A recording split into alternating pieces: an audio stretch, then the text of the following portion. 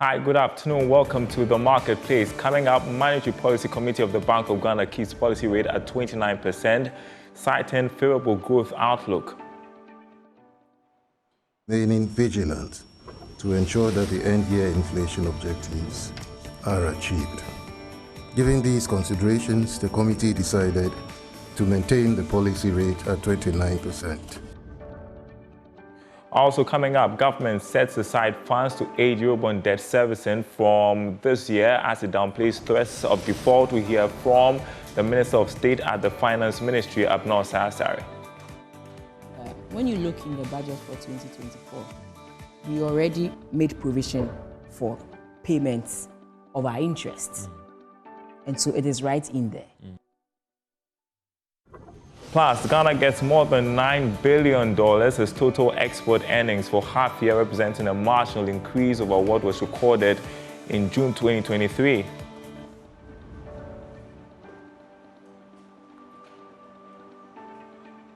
My name is Darryl Kwao. Details coming up.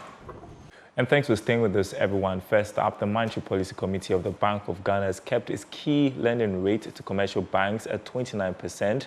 After the Monetary Policy Committee met to review the economy. Speaking at a news conference a while ago, the governor noted that the move was influenced by a strong growth pickup and tamed inflation. Take a listen. Reserve build-up has been strong in the first half of the year. The external payment positions improved in the first half of the year. The current account surplus significantly improved, aided by strong gold exports, robust remittances, and the effect of the debt suspension. This development, along with the domestic gold purchase program, helped accumulate reserves faster than envisaged under the IMF-supported program. With a favorable external position and a strong reserve build-up, the Bank of Ghana is better positioned to provide cushion against external shocks to the economy and thereby provide stability in the foreign exchange market. Fiscal policy implementation so far has been on track and aligned with the program. Staying on the course of fiscal consolidation path for the rest of the year should lock in stability in the overall macroeconomic conditions. On price developments, there is some uncertainty regarding the inflation path for the year given the recent exchange rate pressures, upward adjustment in utility tariffs, and increases in export fuel prices. The above developments have resulted in a slightly elevated inflation profile for the year. Even though inflation is expected to remain within the target year band, the risks are tilted slightly on the upside. This will require maintaining the strong monetary policy stance, supported by strong fiscal consolidation efforts, including remaining vigilant to ensure that the end-year inflation objectives are achieved. Given these considerations, the committee decided to maintain the policy rate at 29%. Well, Joy Business Editor George Affe has been covering that press conference for us. He joins us live from the Bank of Ghana premises. What else has the central bank been saying, George, about the economy and the review based on their meetings over the past few days?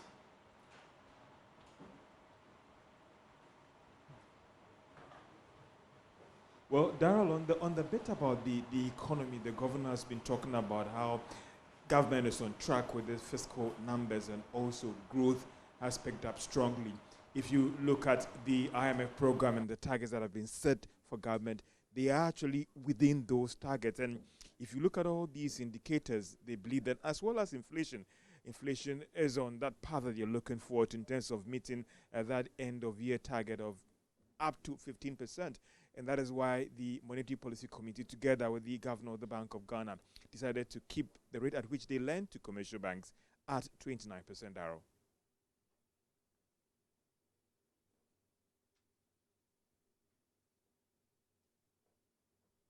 And what's the outlook?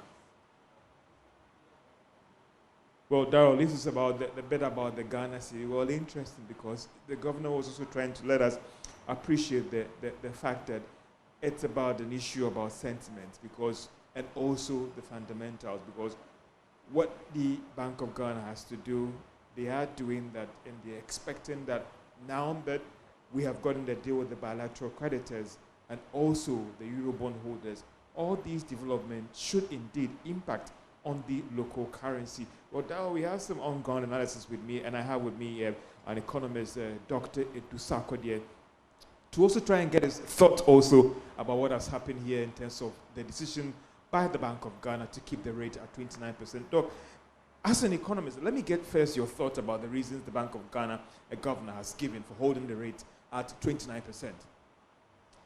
You know, the central bank's mandate is for price stability, and they want to make sure that we contain inflation. You don't want inflation to go very high. Of course, there are two sides of inflation, the demand side and the supply side. And the central bank is using the available tools, the monetary tools, to fight inflation. Of course, it should not be limited, the fight against inflation should not be limited to the central bank alone. There are other sectors in the real sector, like agri sector, the trade and industry, who must also come to play their role. But the governor has maintained that there are some uncertainties. The disinflation process has slowed. There are also some uncertainties in the geopolitical tensions in the Middle East, that of Russia and Ukraine. We also mentioned that 2024 seems to be an election year for so many countries around the world, and of course particularly in Ghana. So he wasn't too sure of whether to increase it or not. I think the best decision that the MPC took was to make.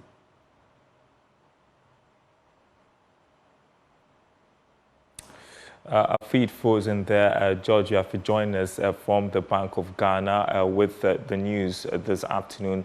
The central bank keeping its key lending rate at 29%.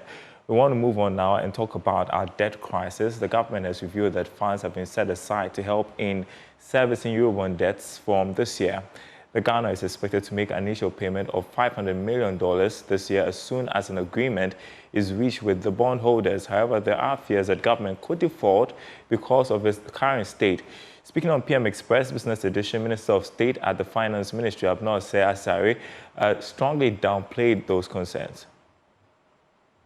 Government's dependence on loans are waning.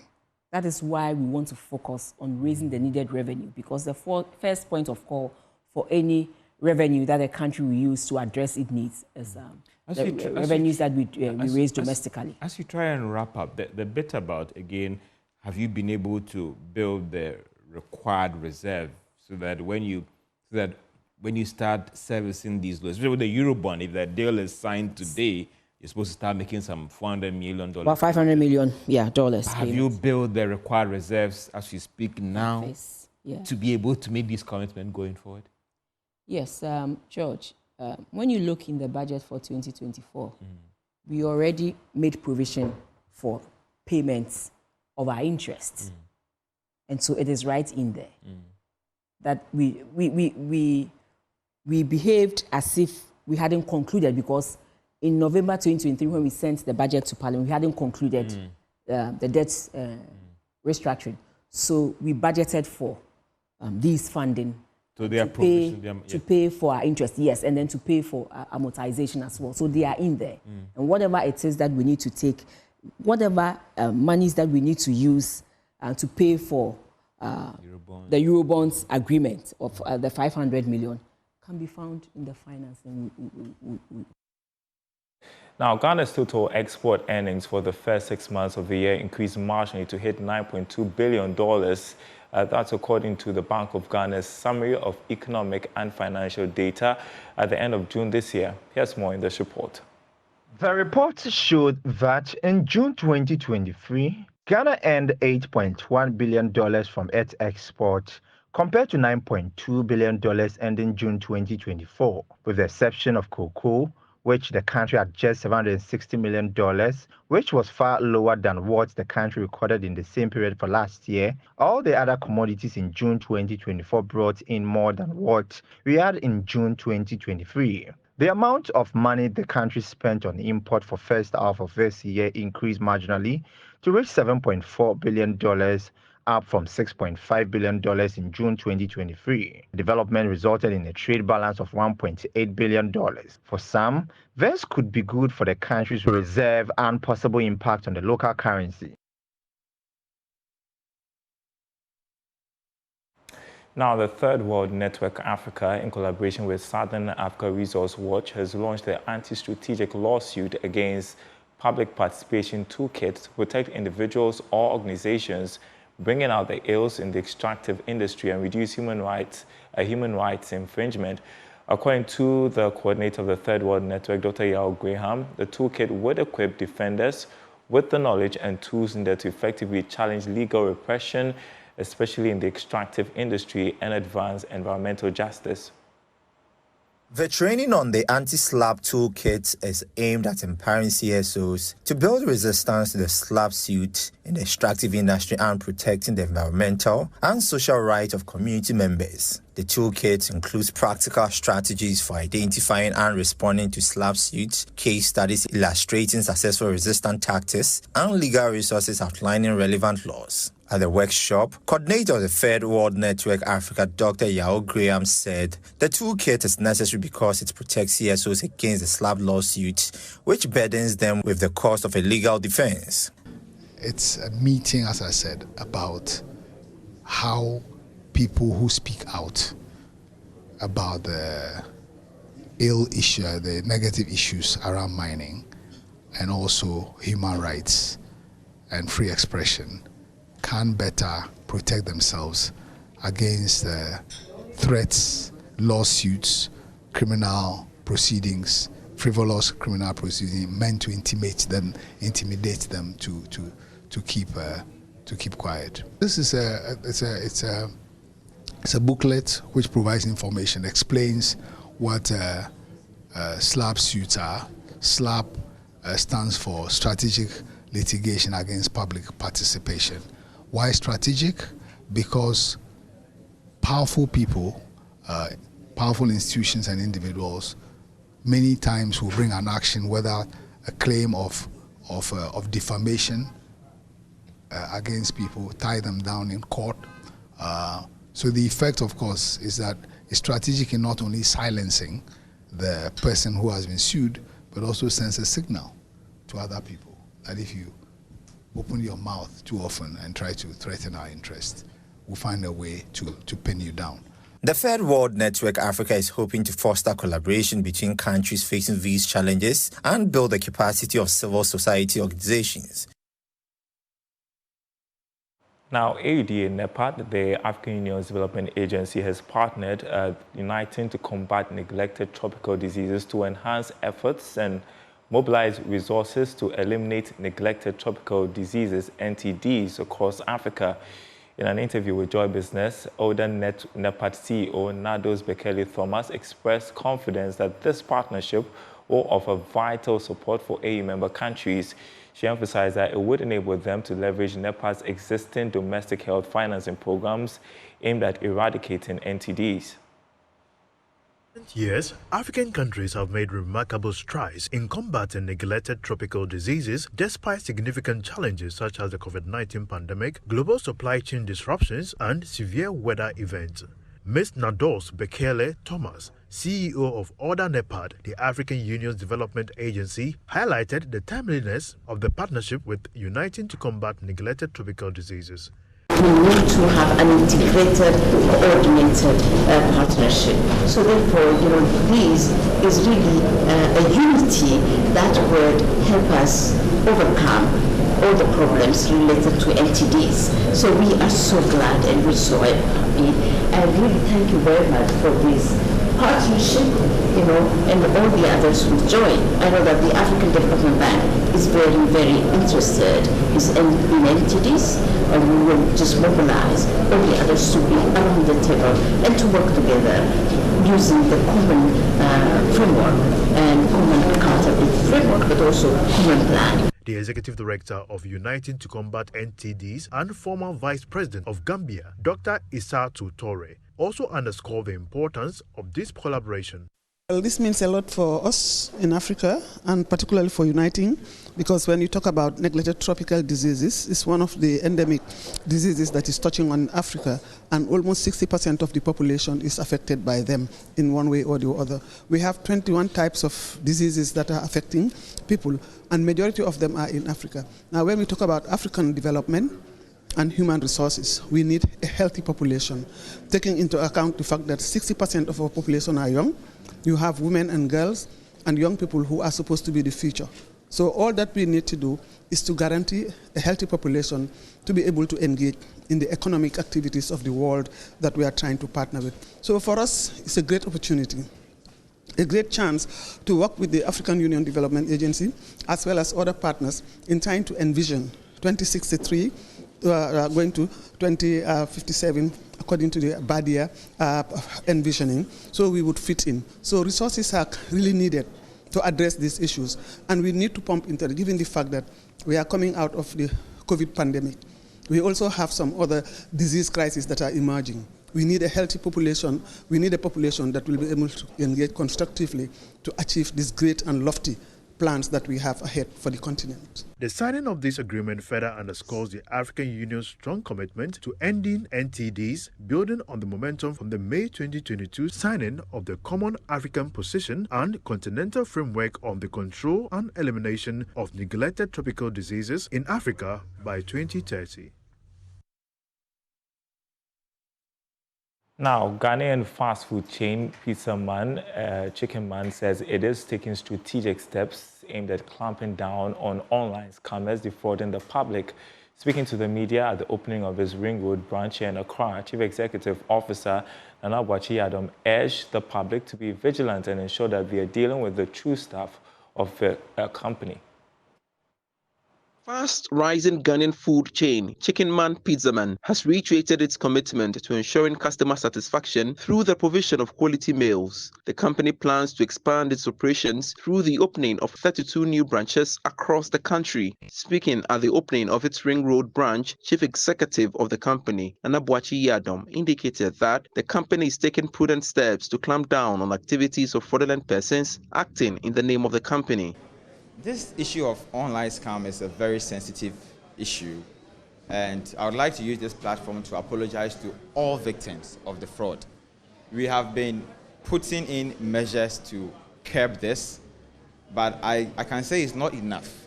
And some of these measures are beyond us. We are just individuals who are trying in a very small way to bring a stop to a national problem, I would say, because we are not the only restaurants suffering from this cancer. There's one last policy that we are making it so popular, but maybe this one also help us to reach out to many Ghanaians, that when you have not received your food, please don't pay. No matter the excuse they give to you, don't make payments. General Manager of investing company Quick Angels, Emmanuel Lamte, expressed their readiness to help other entrepreneurs to thrive in the business landscape. Do what we call equity financing. So we invest in startup businesses. We invest in existing companies in exchange of equity stake.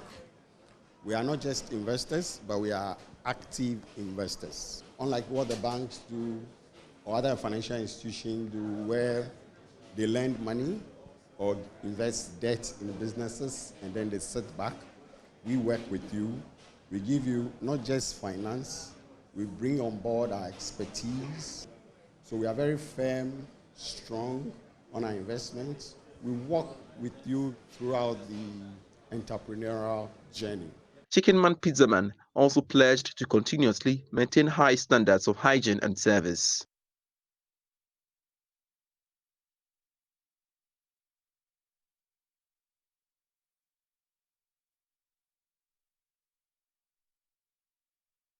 You're watching The Marketplace. Time to bring you show business.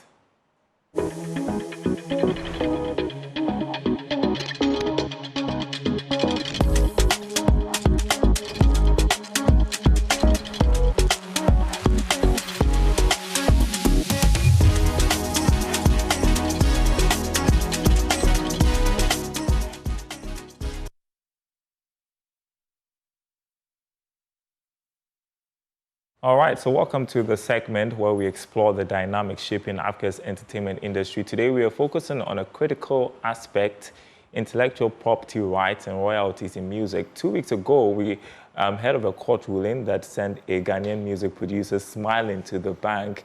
Kind Kesi, his IP. Joining me is culture journalist Kenneth Aljuda could help us appreciate why the protection of intellectual property is important. So tell us about this big story that broke about somebody we know. Yeah. So this is a music producer and a former colleague of ours, Kobe Spike in Chroma. And I'm sure by the end of this conversation, you understand why it's important to protect, your intellectual property. So he had an audio that was produced by him, used in a campaign by the Confederation of African Football back in 2018. And he, tried to settle with them. He tried to have a conversation with them, but there was some back and forth. He decided to take them on in court here in Ghana, and eventually he, came out tops, and he was awarded $250,000 in damage. $250,000. We know Spiky. Time to give him a call. Why is protecting intellectual property so important for musicians? So for someone like Spiky, for instance, the fact that he had ownership of the audio that was used and was able to prove to the court, in very, evidential terms that this belongs to him, with a very, all the details that prove that he was in, actually the genuine person who created that copy, ensures that the court gives him that sort of, reward to be able to recoup, revenue from that particular, which was supposed to be the case, was supposed to have been remunerated by the Confederation of African Football for using his audio, because it was also being used for commercial purposes, you understand, because Confederation of African Football has, benefited basically off of that specific audio that was used in their campaign. Right. And so ideally should have been paid for that, or permission was supposed to have been explicitly sought, from his end. But since that wasn't done, that is how come he was able to win that case in court. So that's why it's important to, protect your intellectual property as a creative in Africa. Yeah, let's talk about royalties, because they're supposed to provide a sustained source of income for artists, right? Yes, so that is what the IP gives you the chance to do, because if you own the intellectual property, you are able to, license your music. You are able to, you are entitled to some performance rights as well, depending on whichever arrangement you get into with whoever wants to benefit from your product. Because as a creative, you only make money when people are able to benefit off of it, or you, depending on the kind of commercial nature that you are applying. If you want to, create and make some money off of your activity, you have to be able to prove that you actually own this, because there are, various agencies and companies and films and, other campaigns that, thrive on the fact that you have created an artistic piece, and that is how they use to communicate their campaigns, to be able to make money for whichever avenue that they are running. And so that's very important for someone who is a creative to be able to find appropriate channels to make money off of this. And so when it comes to music streaming, when it comes to airplays, when it comes to performances, when it comes to using your audio in scores and creating content for other people, if you are able to prove that this the intellectual property belongs to you, you are able to benefit off of the revenue that will be accumulated because you own it. And so any money that's made off of it by any other third party, you are entitled to a percentage depending on whichever arrangement that you enter into with. But we don't see that happen a lot here in Africa. What are the challenges?